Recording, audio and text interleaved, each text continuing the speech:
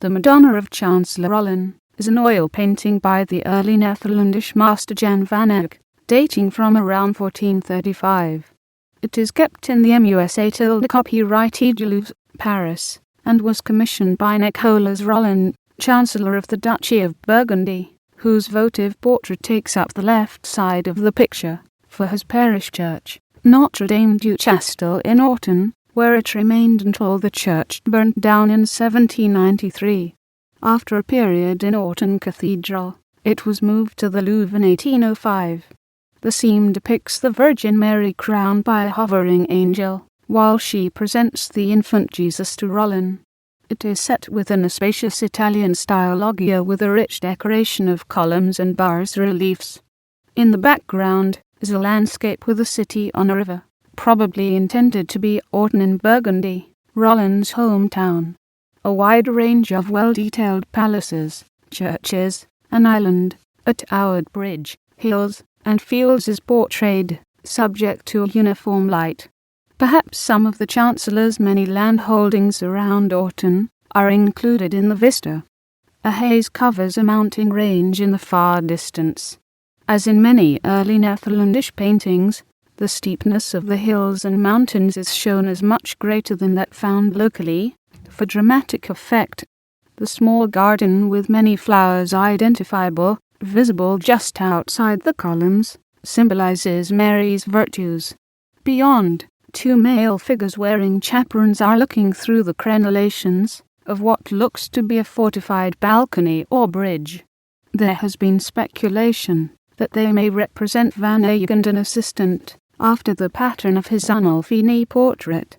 The figure on the right wears a similar red chaperon to the probable Van Eyck self-portrait in the National Gallery, London. Near to them are two peacocks, symbols both of immortality and of pride, to which even a powerful man as Rolin might succumb. The interior has complex light sources, typical of Van Eyck, with light coming both from the central portico and the side windows. The Chancellor, whose strong character is well rendered by the artist, is wearing a fur-lined, elegant garment. The Virgin, the same size as Rolin, is instead covered by a red mantle. The infant Jesus holds a cross in his left hand.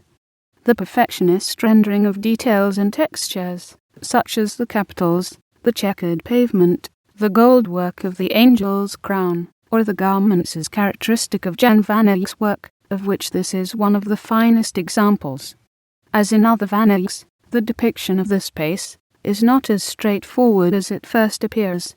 Comparison of the floor tiles with other elements shows that the figures are only about 6 feet from the columned loggia screen, and that Rolin might have to squeeze himself through the opening to get out that way. Many Van Eycks show an interior space that is actually very small, but the depiction is subtly managed to retain a sense of intimacy, but without feeling constricted.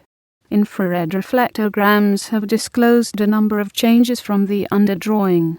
Rolin had a large purse hanging from his belt.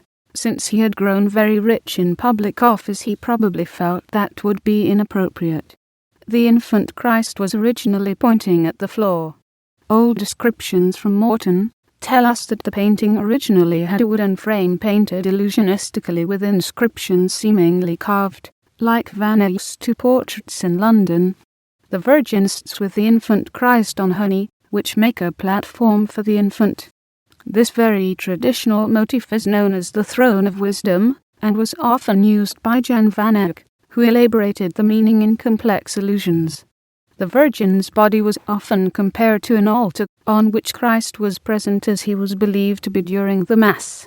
This painting may have originally hung to the left of Rolin's place at the front of his chapel in his parish church, between him and the altar.